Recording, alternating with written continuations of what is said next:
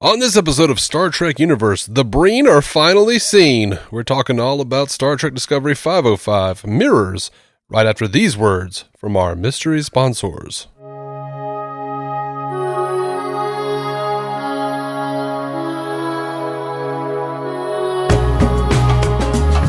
Welcome to Star Trek Universe, the podcast where you get to listen in on two lifelong friends sit and chat about Star Trek. My name is Matthew Carroll. I am David C. Roberson. So, I don't know about you, man. I've been seeing the Breen all season. I've been knowing all what they look like. Oh, yeah? Yeah. That L'ak fellow. Yeah. L'ak. We just didn't know it. I know. It was neat, though. It was kind of a cool way to introduce, like, a mystery that we've had for a long time on Star Trek. What did the Breen look like?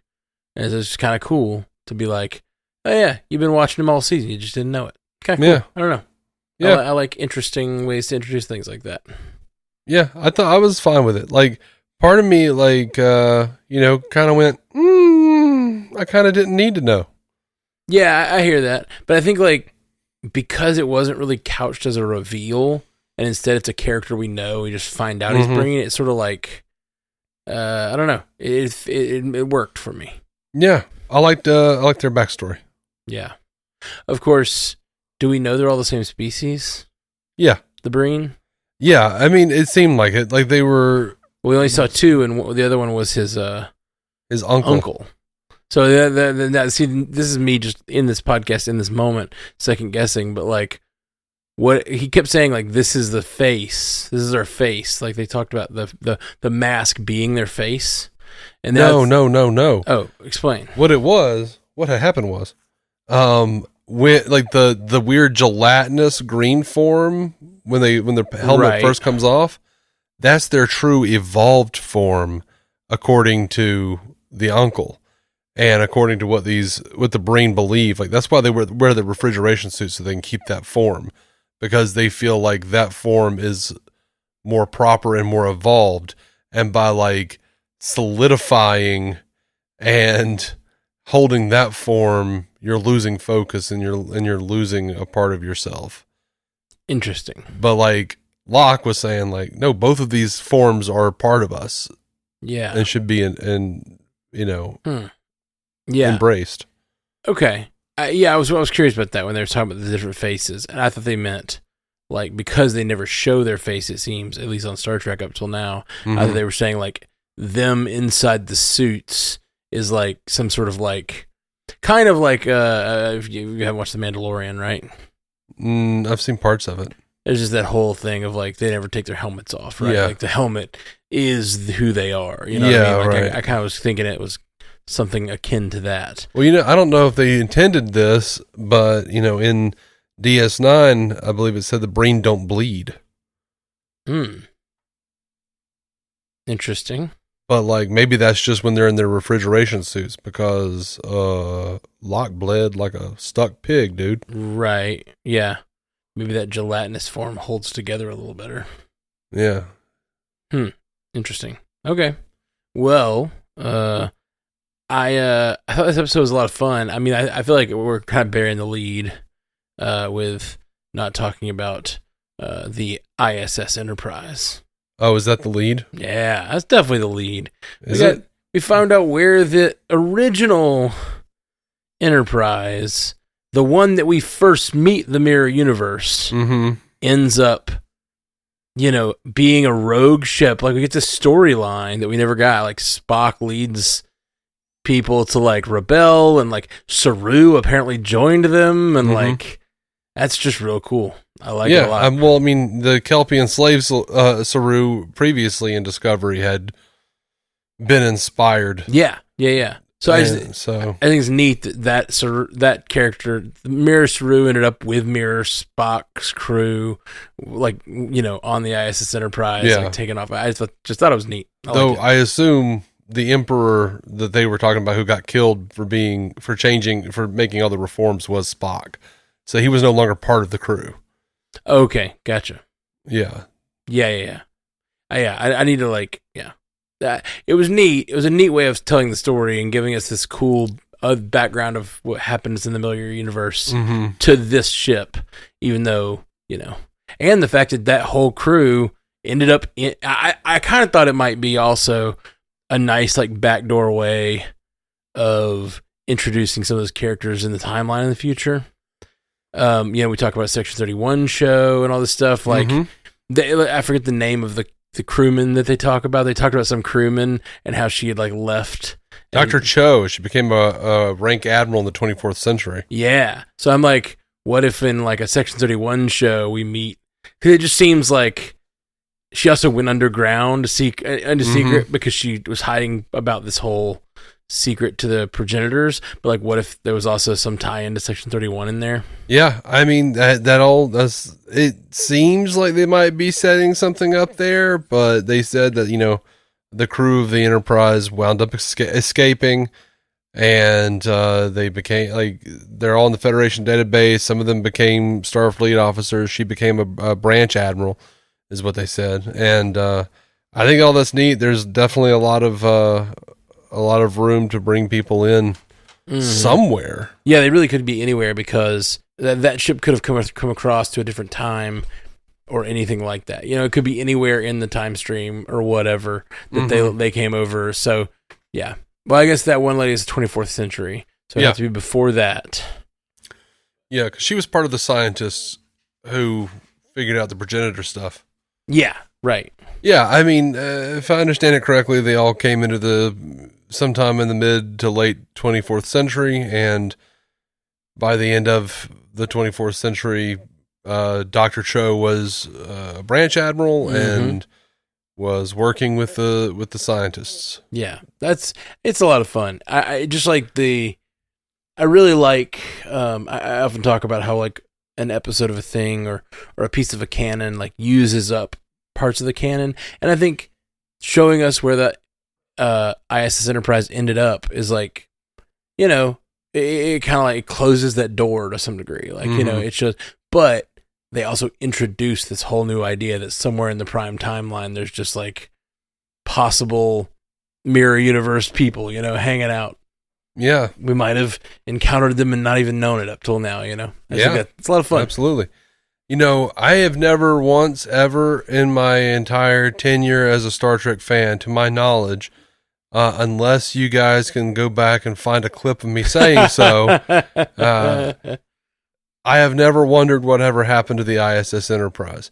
What I have wondered, though, is what happened to that device that Kirk told Mirror Spock about. He said, in this universe's Kirk's quarters, you'll find a device that'll help you defeat any enemy. So he had like this mysterious alien device that he could open the thing and just like watch through a view screen anybody on the ship, and he could just like hit a button and eliminate them. They would just cease to exist.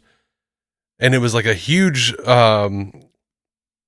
story point in the Judith and Garfield Reeve Stevens, William Shatner books, where we found out what Emperor Tiberius did and what Spock did with that device. And yeah. I want to know in the actual show. Yeah, like in the actual canon.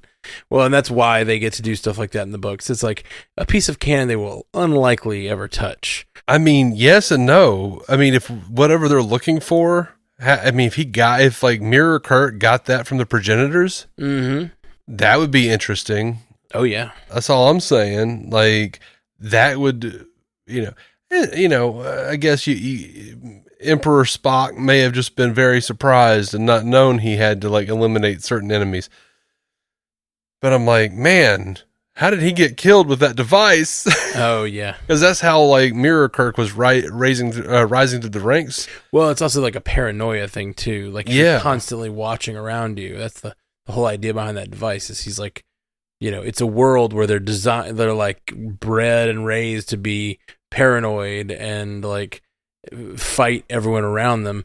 And maybe if Mirror Spock like sort of got past that, maybe he got complacent. Yeah. I have questions. Yeah, for sure.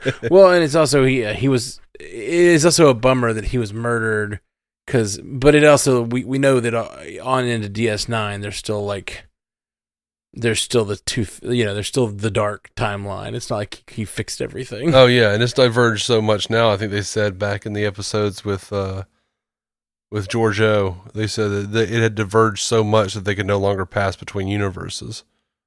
Wait, with George O? Yeah. Which episode? Sorry. After they were in the 32nd century. Oh, I see. She couldn't go back to the mirror universe because they couldn't pass over anymore. Oh, gotcha. Because the timelines had diverged too much. Right. But she got to go back to the Guardian. Well, she got to go back somewhere in the prime timeline through right. the Guardian. Yeah, somewhere. Back. I just mean back in time, I guess. I assume. That's a real dark horse thing. Like, what if is the Section 31 show set in the 41st century? We need more time periods, man. No. Listen, I've never said the opposite on this show. You may be able to go back and find me saying the opposite, but I think I've been pretty clear. I love lots of time periods being told in a way that, like, just really hard to even know what time you're in, you know? Yeah. I've always stood on that. Yeah. I'm really tired right now, so I'm pretty sure that's not true. But yeah, we don't know what timeline the time frame the Section 31 show is happening in. Right. So. Yeah, and the way they left it, she could go anywhere. Yeah. And we keep saying show, but yeah, it's a movie. It's a movie now. Movie. Okay. So I enjoyed all the mirror universe stuff and just like the connection to all that and finding out. It was just cool storytelling. Yeah. But we also obviously had stuff going on in this storyline. We found out the history of Moll and L'ak. We found out what their love story, how it began. Mm-hmm. What did you think? I was fine with it. I liked that. I really enjoyed learning more about the Breen and seeing kind of. I thought it was interesting that like we were getting more backstory, you know, and they were painting them in a way that they were sympathetic. So I do think that at this point, I think Moll will wind up becoming a good guy, and L'ak will wind up sacrificing himself for her in some capacity. That's possible. That's my guess. I don't know. He's already so injured that I feel like, you know what I mean? Like it's tough to like have him be so injured in this episode, then bring him back just to sacrifice him a few episodes later. It's possible. Or maybe he will, be one of the keys to unlocking some bullshit with the progenitor tech, but it'll be because he was using his solidified form instead of his bullshit refrigerator form. I was wondering about that. And will prove to his pissy uncle. Right. I was wondering, or the opposite. I was wondering if like they get to the, we've talked about like if they get to the progenitor tech and they have to prove themselves, prove they're like, they've achieved a level where they're like worthy of this technology. If they got there and it like they have, because the people who created this trap, this maze, they're from centuries ago, but they were still part of this universe and kind of knew the players in it. Mm-hmm. So it'd be really interesting if they're like, okay, to come together, you need a member of all these different species, you know what I mean? Like a member of these different, I don't know, all four quadrants or all like certain types of branches of the humanoid form, Yeah. And like maybe they specifically knew that the Breen were an issue, like a few centuries ago, and they were like, we needed to get past this war. It was the Dominion War after all. Maybe they're stuck in the Dominion War. Maybe they need like someone from each faction of the Dominion War, like to come together to receive the like technology. Yeah, but the progenitors wouldn't have known about that. Well, no, but the people who hit it did. Oh, right. So like part of their puzzle. Yeah. But at the end of their puzzle, like the last thing is like, yeah, you can only get this if you're working together as all the species working together. Right. And he could be the member of the Breen that would be part of that. Mm-hmm. It's like a really obvious hazing ritual. What? Or like a fraternity or something. I mean, I know what a hazing ritual is. I just don't know what you mean. Like, you have to crawl around and spit water into the fire and you can't stop until the fire's extinguished. And then eventually one of you realizes, oh shit, this is about brotherhood. We all have to spit our water into the fire at the same time. Exactly. All right, now I'm tracking the metaphor. Thank you. Yeah, sorry. And yes, that is specifically from Revenge of the Nerds 3, The Next Generation. Yeah. Dave, what? I thought you had a whole fraternity life that I didn't know about. Yeah, no. You seem like such a fraternity guy. No, I refuse to pay for friends. I always stood very stalwart on that hill. Mm-hmm. Yeah. I'd rather be lonely and angry, but I will not pay for friends. Yeah. I have my principles. If I don't have my principles, I have nothing. That's right. Mm-hmm. You don't stand for something, you'll fall for anything. I enjoyed the Moll and L'ak romance okay. I kind of wish they had given us a little more. Or graphic nudity? Oh, yeah, that's what I mean. Yeah. Just I want to see that brain dick. I know, right? Yeah, not what you expected me to want to see. That's exactly what I was expecting you to say. Give me a bit of that breeness, if you will. All right, you got it back. With breeness. But yeah, I really I liked their love story. Yeah. But I don't know, there was something about it it was truncated, of course, it's one episode. But I guess part of it is that I kind of wish here's how I would rewrite this if I were them.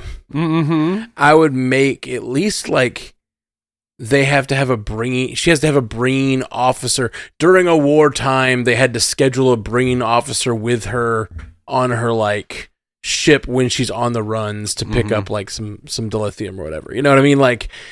It just seemed how can you get past being enemies, fall in love, all that stuff in these little I don't know, what seems 30-minute encounters at the dock. You know what I mean? Yeah.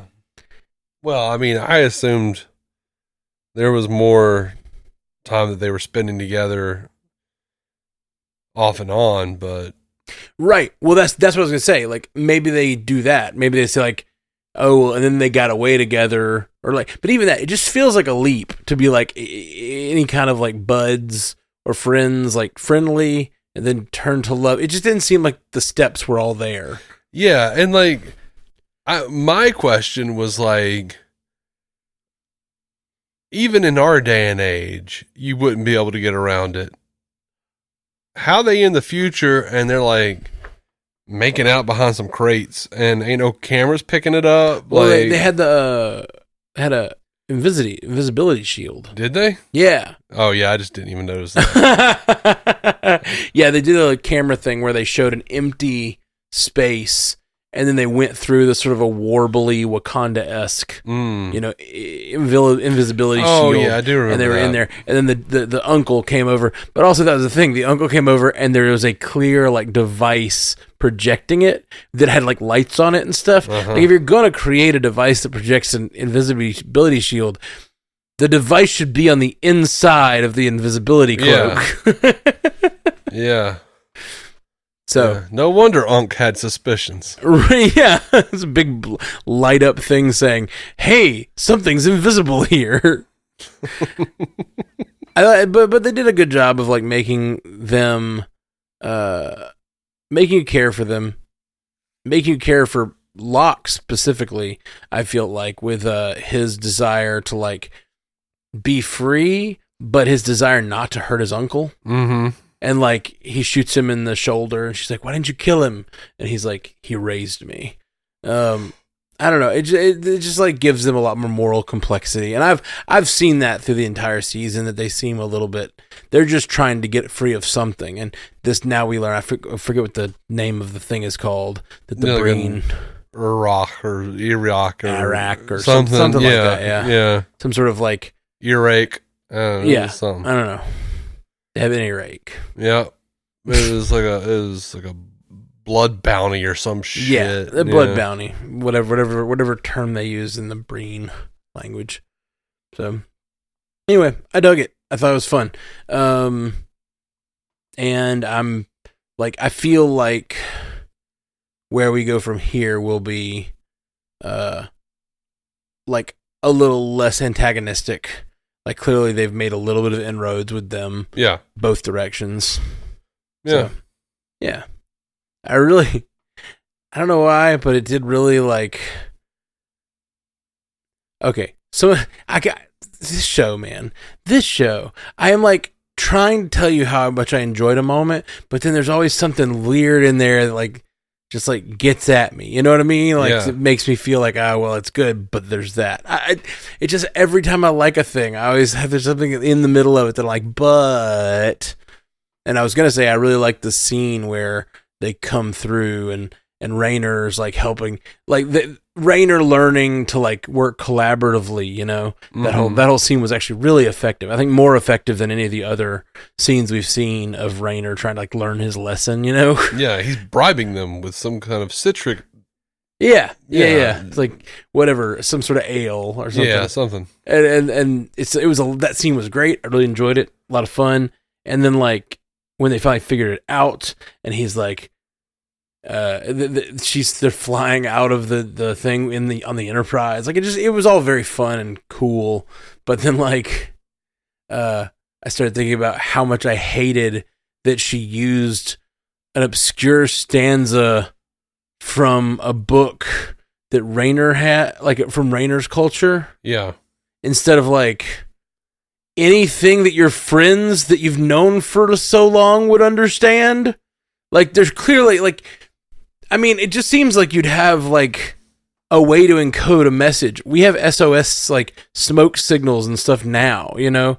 Like it just seems like relying on like some Morse code saying it's you. You know what I mean? Like just anything but 3433 or whatever, and he's like, from that stanza of that poem from my people. I don't know, it just like it did not I did not like it. I thought that was dumb. Yeah, it was dumb in the way that TV shows are dumb, generally. Yeah. Well, it's dumb in this like sort of short-sighted way where it's like, this is important for the character moment we want this episode, but doesn't really make any sense in the broad text of the show. Mm-hmm. You know, and I know that happens all the time on these kinds of shows, but like, I just feel like Discovery is particularly... it's like I love this show in some ways, and there's these little things that just get at me, that annoy me. Yeah. And they like infest the things I like about the show. Yeah. Like for me, this episode, I'm pretty sure that was like, there was a bit where like they took great pains to talk about how they didn't have a shuttle. There were no shuttles, no escape pods on the Enterprise. And then there's like a scene where we see the shuttle fly away, and Book is like, "Oh, that was our one shot to leave. That was our only way out." And I don't remember what that was, because then later there was another shuttle that like left the Enterprise and bolted away. Like Moll and L'ak's ship was decrepit. It didn't work anymore. Yeah, it had been destroyed. So what in the hell did they use to fly away on? I don't know. Because I don't remember the line about having no shuttles. Yeah, it's in there somewhere. Okay. Yeah, I remember they talking about like all the different escape pods are gone. Because there was the shuttle that Michael and Book came over on. And then that was gone. Mm-hmm. And there was like a big dramatic thing where Book's like, "That was our way out." Yeah. You know. And then perfect accent. Perfect I know. Book. And then at the end, Moll and L'ak, you know, have a different shuttle. Mm-hmm. Yeah, like where are all these shuttles coming from? And she's like, you know, "Raynor, get it." And he's like, "I'm on it." And then like immediately he's like, "Damn, missed it." like it's in the same sentence. Yeah. Like, oh, that was stupid. But where did they get that shuttle anyway? Like, what am I missing? I don't know. I have to go back. Hopefully, yeah, I don't know. You may have found a plot hole, or we might be just have heard something wrong. I remember them saying something. I don't think they called it a shuttle, though. They called it something else. I don't know what they're... But it still seems like that would be a thing you'd look for to fly away on. That'd still be their way out. Yeah, exactly. So I don't know what that was about. And I liked this episode okay, but I didn't like it enough to rewatch it. Yeah, we're recording this in the same room, which we don't normally do. It's very rare. Very rare that we get to be in the same room to record these. I always like doing it. But yeah, you got here and I was like, "You want to rewatch it just to, get it back in our brains?" And you were like, "No." I was like, "Oh." I'm like, okay. I feel it in my soul. I do not want to watch this again. Like, I need time. I need time away. Yeah. Yeah, like a lot of it was just, your standard pew pew. We're gonna try to get them to understand a thing, and they're not gonna understand a thing, and for no reason other than we need an action beat here. I feel like I disagree. I feel like they have set the story up in a way that is very the characters make sense. All the characters make sense. Obviously Burnham is there because she wants to save the universe from the progenitor tech. She wants to get the tech for the Federation. And Moll and L'ak are both trying to get this bounty off their head, and they don't trust the Federation. They have no reason to. And then Book is there for both reasons, the progenitor tech, but mostly I feel like he's there for Moll and trying to connect with her or whatever. Like the whole, I don't know. I feel like all four characters in this make a lot of sense, and they have their reasons to be very distrusting of each other.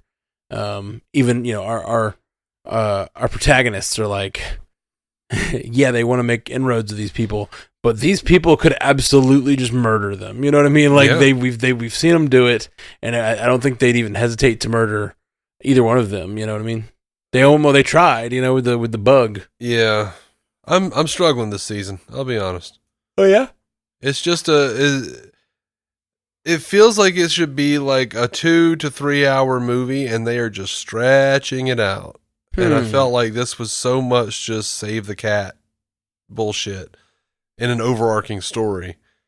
Yeah. I mean, I think that's the criticism of Discovery in general. We've talked about a bunch, but the fact they're so dead set on always making it a very connected arc every season just kind of makes the whole season feel like, it's like you're waiting. It's like you're waiting on the actual things to happen. Yeah. We're waiting for them to put all the puzzle pieces together. Even if we really enjoy the episode on one level, it doesn't feel like a meal. And that's just what you got to know about Discovery, is it doesn't feel like a meal. I think the Discovery holds up better once the entire season is out and you can binge it. Right. I think that's true. But then you still deal with that issue of this feels like a good 2-hour movie and it's going to be 8 hours. Yeah. But I don't know. I don't have a problem with this season. But it is, I get it. I get where you're coming from. Yeah.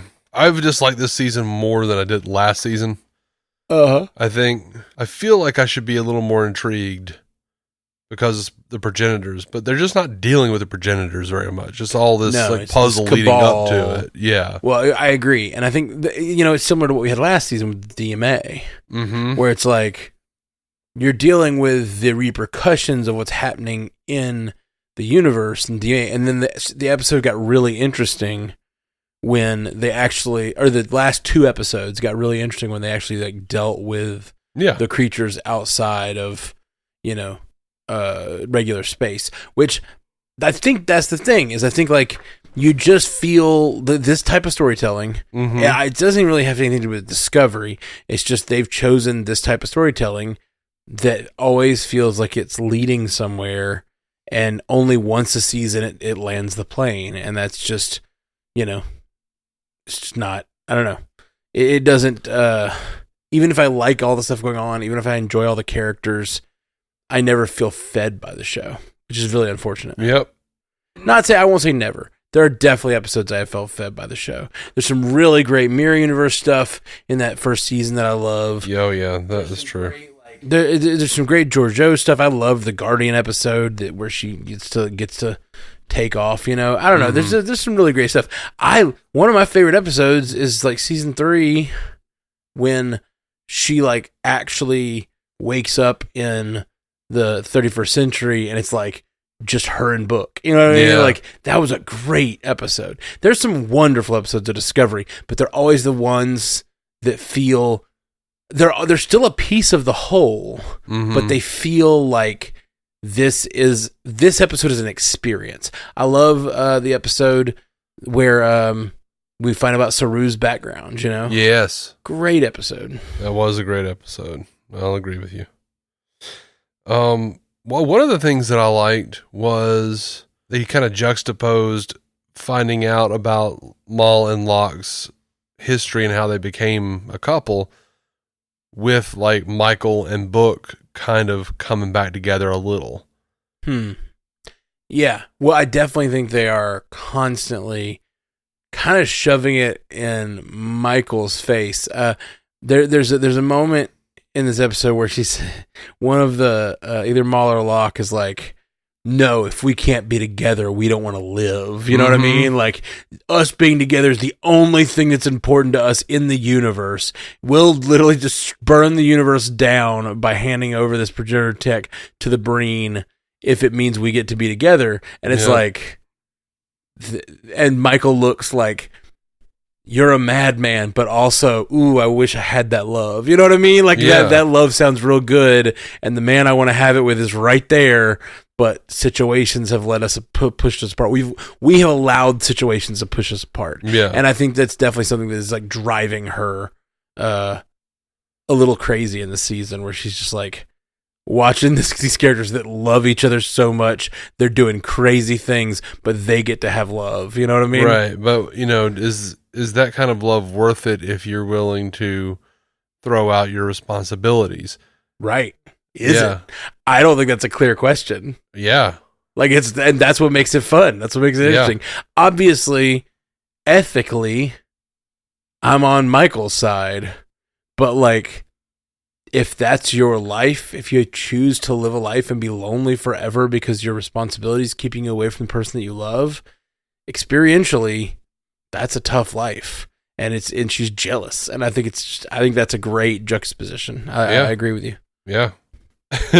Until this episode, I don't think I noticed that there were lessons, the clues necessarily. Oh, yeah. I don't think I'd paid attention to it.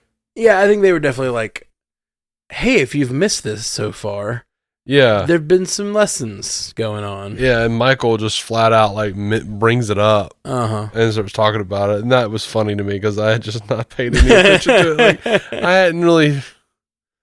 I get lost in the whispering and the quiet. I'm ADHD, man. I get like real distracted. Yeah. Yeah, I had noticed that. I definitely noticed that they are putting the people looking for the clues through trials. Yeah, and that's why I've been clearly talking about there was the trials, but like right. But the trial was the lesson. Yeah, how good. Well, it's not even the lesson. It's like what kind of person are you? Right. Like, are you the kind of person who knows this lesson? Right. Well, like I think I recognize that, especially specifically the first one with Janal, when they are like they have to respect the other kind of creature that's not them, and all that. Yeah, absolutely. But like what she's talking about with like the importance of cultural context on the Necropolis planet, and I'm like, what? Yeah, I mean, like, I agree with that. That one was a little like bit of a stretch.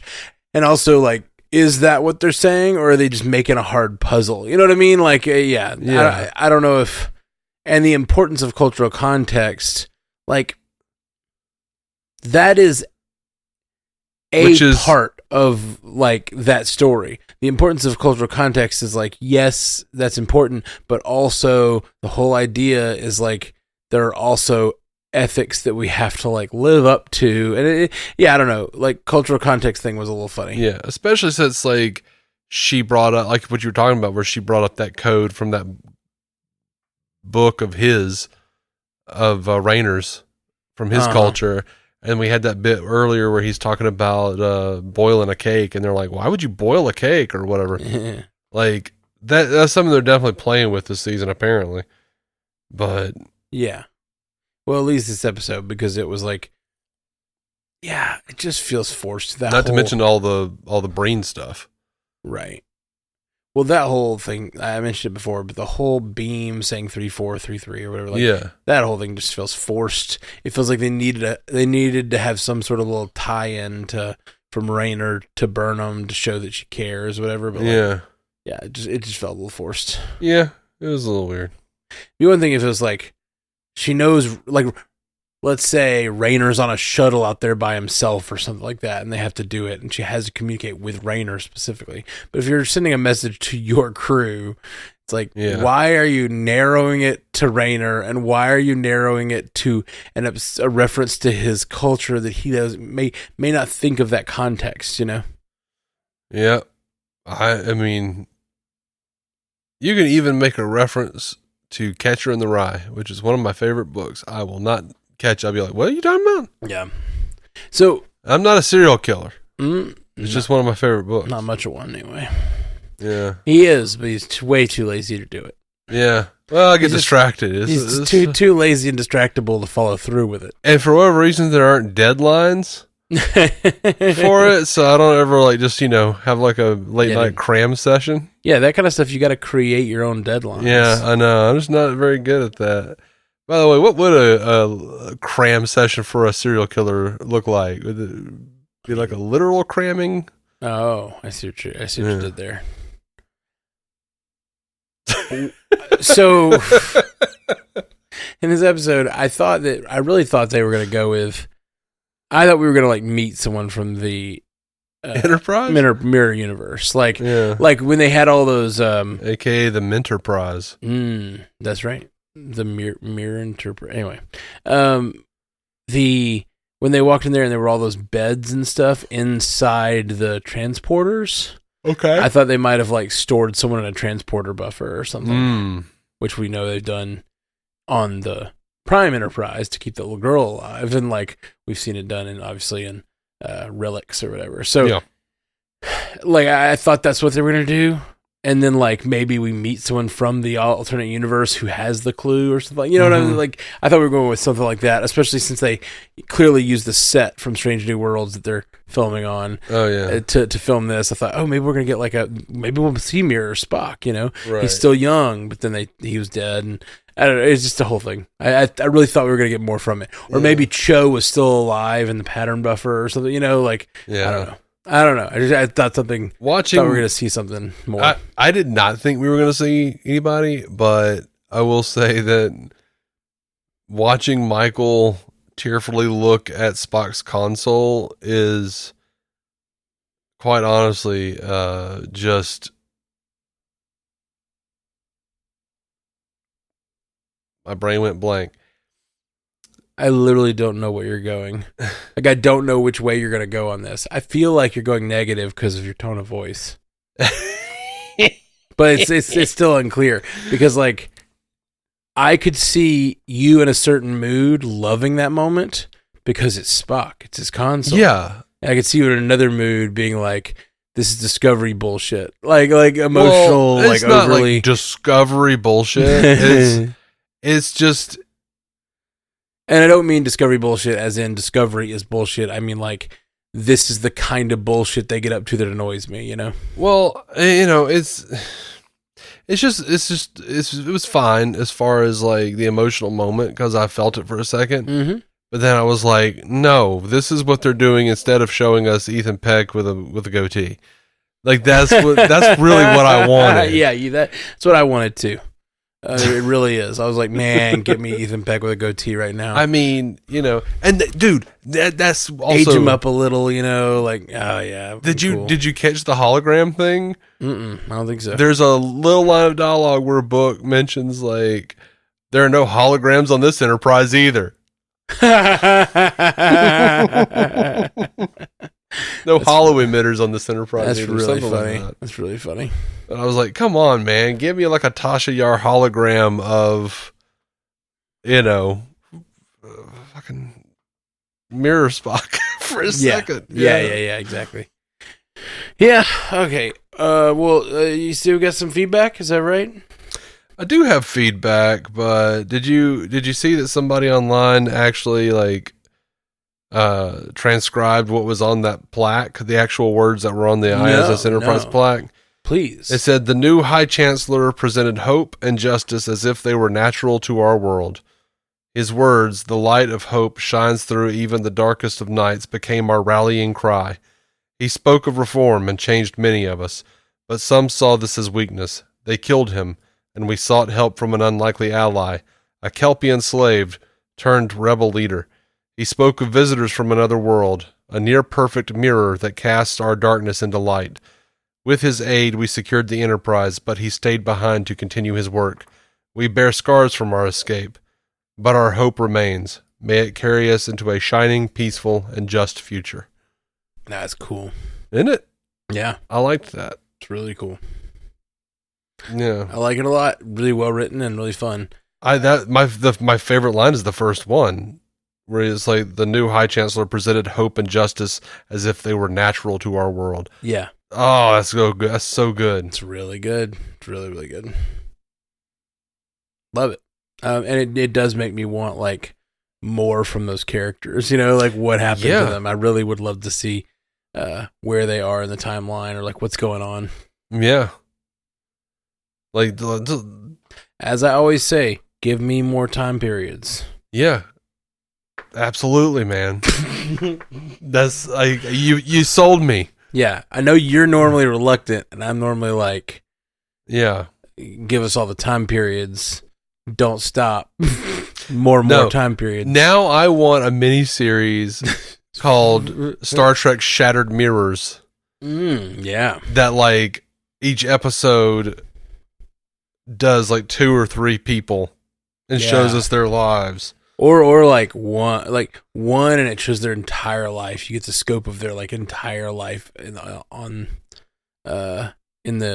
prime timeline. Yeah. Be really fun. I want to see how they deal with the trauma of growing up in the mirror universe and how they are not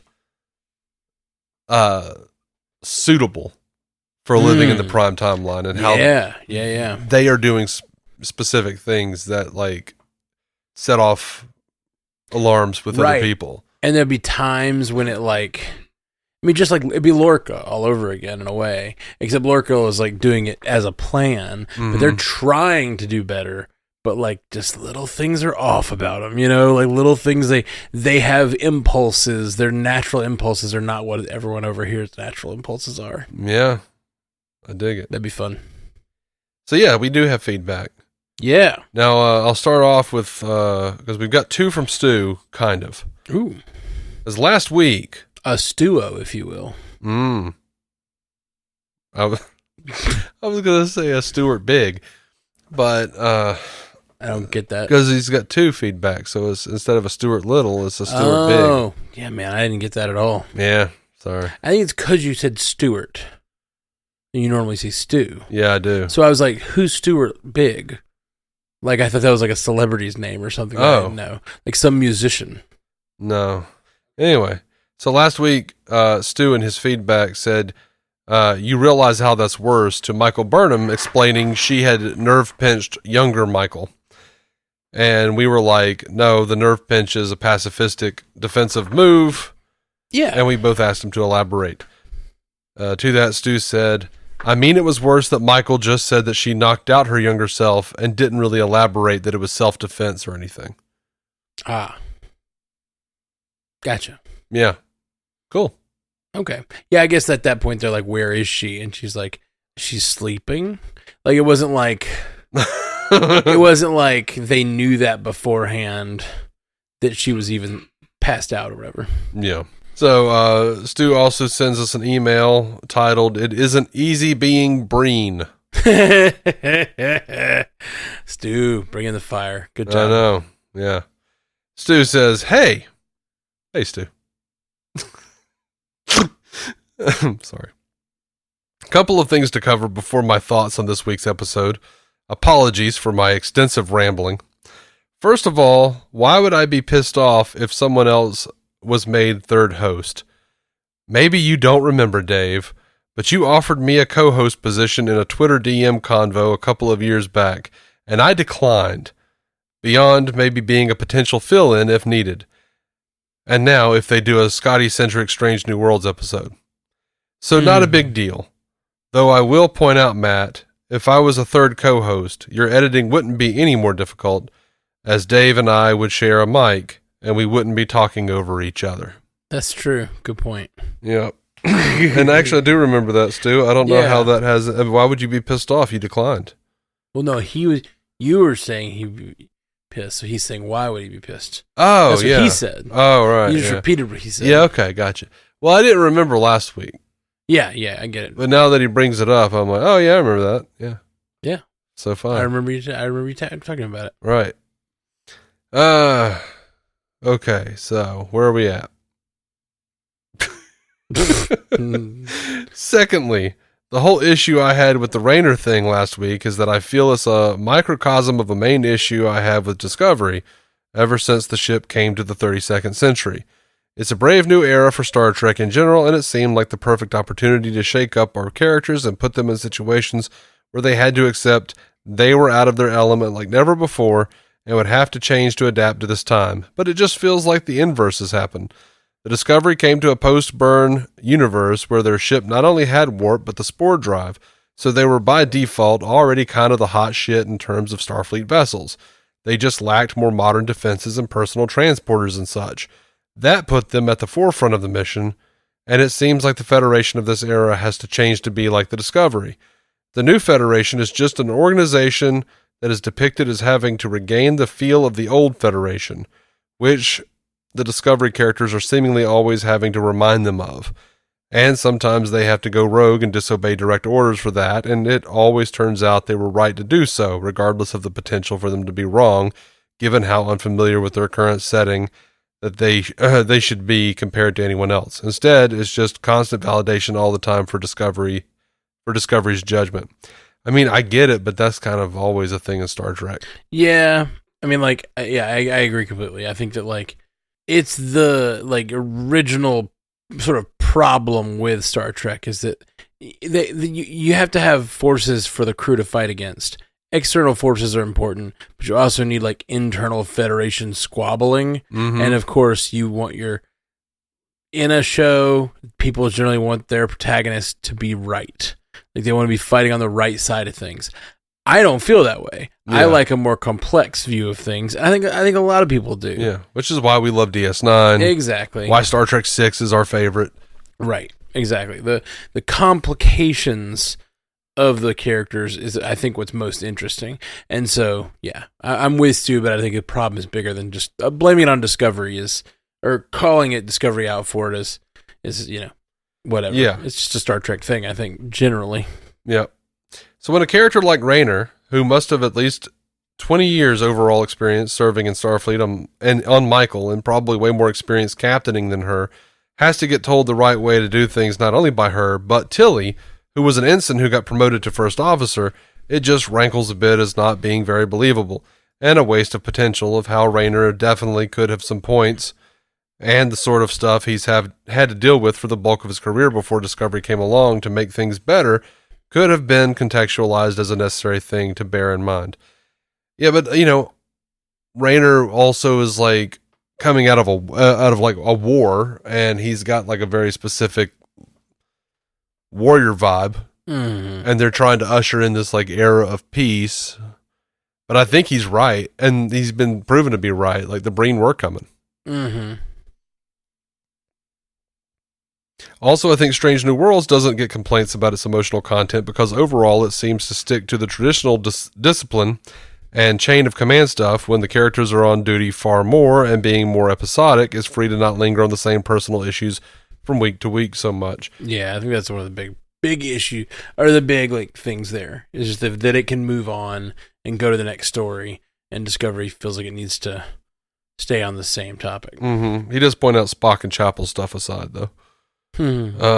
He continues, in short, it compartmentalizes more the same way TNG let Picard have an emotional breakdown to his brother about the Borg while he was on leave, rather than have that emotional breakdown on the bridge during a crucial command moment and prompting Riker to come up and hug him, rather than gently suggest he relieve himself of command. You also said you theorized the message is more about the old generation having to change, and that made Rayner a boomer.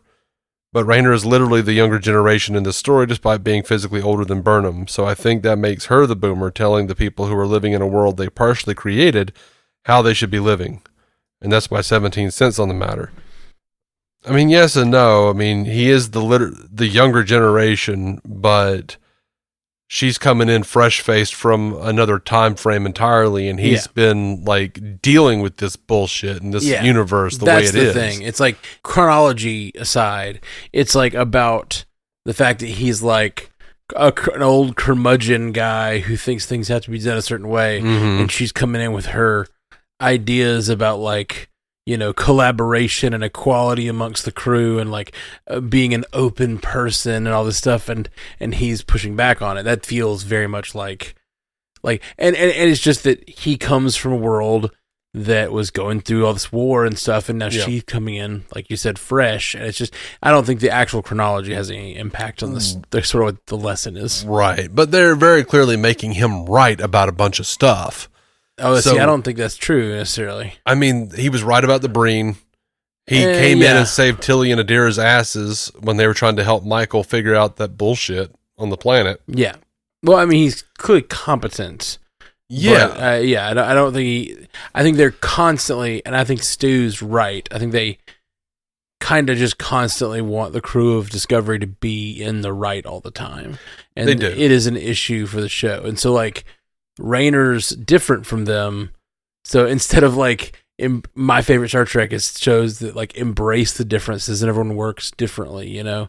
And I feel like he's very different from them, and instead of like embracing it and using his uniqueness, they're like sort of like, yeah, you gotta get rid of that uniqueness, you gotta stop being that way, which maybe he does, maybe they're right. And I think to some degree you're right. When you're like holding on to a war footing when you're not at war anymore, it can be an issue. But I think they have proven him to be right enough that it feels like, and he's bent toward their way as well. I think the point that they're making is, regardless of our differences, we need to be open enough to understand the context of other people's cultures and where they came from, and also be willing to meet them halfway and see their side of it in order to attain a goal. Yeah, I don't know. Now, how well they're accomplishing that is, of course, up for debate, but I think they're definitely trying something with that. Right. All right, now he's getting to the episode, Mirrors. I know it looks cool, book, but do you have to wear your coat indoors so much? Aren't you a bit warm? It might be very cold. It might be very cold. It looks pretty sterile and frosty in there. Might be about his planet and where how he relates, you know. It might be cold for him. That's what I guess I'm getting at. I would assume it's pretty cold on the ship because all of them have to wear those thick ass tunics. Yeah. And that's just to cover their nipples. Mm-hmm. Rock hard. Everyone's nipples. Yep. So that's what happens when you get a female captain, everyone. They have to wear really thick tunics to cover up any possibility of nipple. Sorry, I'm just pretending to be. I didn't say it had anything to do with the females. I know. I think it's all of everybody's nipples. I'm an equal opportunity nipplist. I don't know. Yeah. I don't know what I'm talking about, man. It's getting late. What else does Stu have to say? It is late. I'm sorry. I was trying to make fun of. I joined a Star Trek Discovery fan group on Facebook, and just like, it is just like one of the worst decisions I've ever made in my life. Because apparently everyone who's like a right-wing asshole who hates Discovery for having a crying lady as a captain is on those, or they're commenting on that. No, why are you here? Yeah, that's weird. They're just trolling, man. Right. Let's see. Boom. Suggesting that Rayner has to have an underlying psychological reason to make the totally reasonable suggestion that the senior officer doesn't go into a dangerous unknown situation with only one other person is pretty much what I'm talking about. Yeah, totally. Yeah. Mirror Universe, the quote-unquote real Lorca returns. We never confirmed his death, just the mirror versions. Either that or Mirror Burnham is thawed out of cryogenic stasis with a Bride of Frankenstein haircut. I mean, I don't think we'll ever see that Enterprise again. I think it's gone. Yeah, I don't know about that. Just because, like, the way they set up this episode with this mystery of where all those people ended up, I have a feeling we might end up going back and seeing, like, the beginnings of their story one day, maybe. No, I don't think so. Well, that was kind of a weird Dr. Hibbert laugh. That was a very Dr. Hibbert laugh. That was not I was doing the same thing. Just like in the middle of it, I was just like, I know this laugh. Yeah, what would be wrong with boiling a cake? It'd certainly make it moist. Yeah, I think for like baking a cake makes it kind of crispy on the outside, though. Boiling it. I know, but you miss the crispiness of the outside. I don't miss it. I do. Not crispy. Crispy isn't really what I'm talking about. Like, but a little bit of crust is, I feel like a lot of the flavors in that crust. You know what it would be like? They have cups. They sell cups, and it has a powder, and you put the powder in the cup with some water and stick it in the microwave, and it makes cake in the microwave. Oh, yeah. And it's just mush. Yeah. That's exactly what it would be like. Mm-hmm. Totally.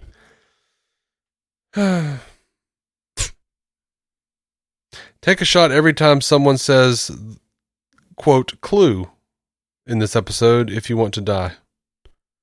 The word clue. All right. I didn't notice it. Yeah, I mean, it's a clue a lot this season because they're looking for clues. Yeah.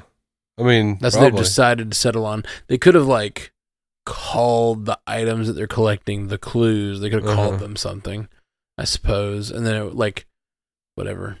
Yeah. The characters, it would be ridiculous if the characters stopped and looked through a thesaurus to see if they could find a different word for clue, just so Stu wouldn't be upset about it, though.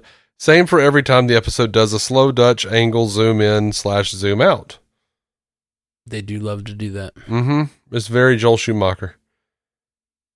These flashbacks are cool, but Moll should really ease up on making L'ak's Bree feel funny in public like that. There, Dave, I finally dropped to your level with a penis or Breenus joke. Oh, man, he got happy? To Breenus? Then you guys are definitely the same person. We're not. You're so the same person. We're not. I will gladly take Moll and L'ak both turning good if we get the Breen at large as the antagonist this season in exchange. I mean, I thought that was what we were getting anyway. Well, we have them as like this threat, this like existential threat, but they're not like, actually actively fighting the Breen. I mean, I know that Star Trek is often just about exploration and about these morality tales, and I love that. But my favorite Star Trek is still that, Dominion War seasons of Deep Space Nine. So, like, as much as I want them to deal with this exploration and do all this stuff, like, I could use a little war here and there, Yeah, I mean, well, putting, you take in the pale moonlight, like putting... Yeah, exactly. Putting people in the middle of these kinds of big conflicts makes people do questionable shit. Yeah, exactly. Stu continues, though between them and the Emerald Chain, there's 2 green-hued empires that'd be the villains in this era. Yeah? Yeah. Technobabble for the win. It was nice they actually let more of the bridge crew contribute there.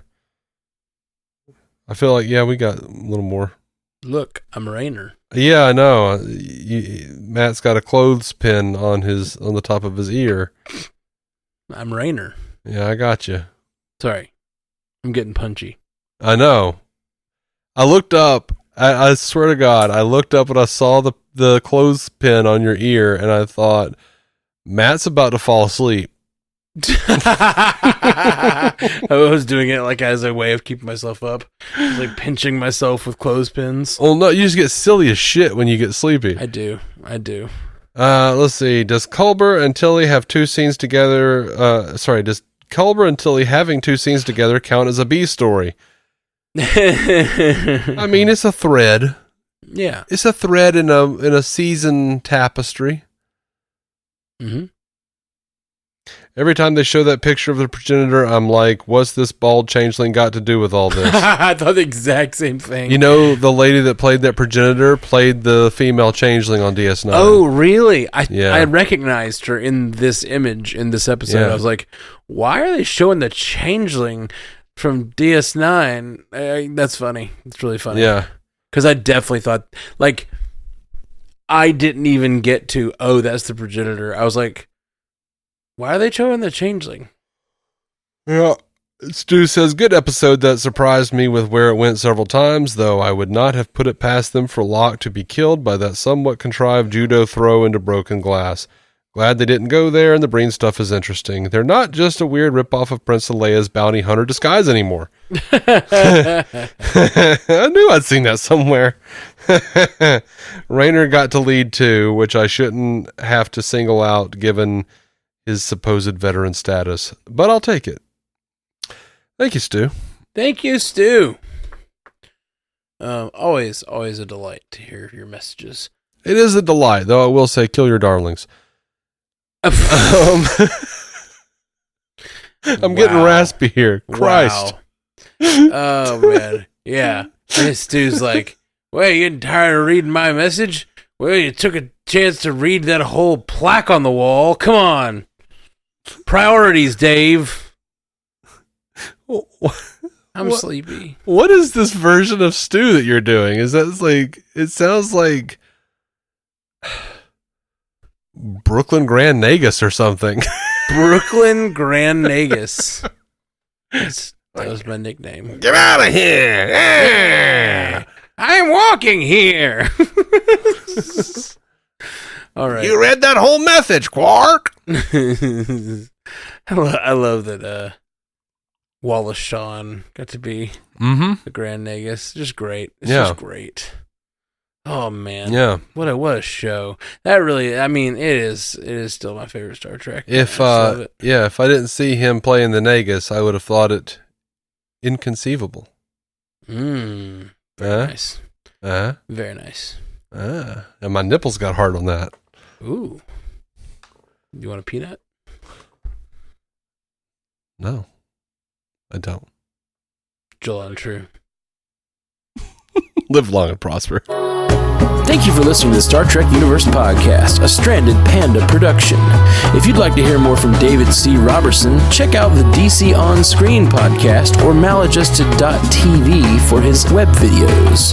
If you'd like to hear more from Matthew Carroll, check out the Marvel Cinematic Universe podcast or listen to his music. Just search for Matthew Carroll anywhere you get music.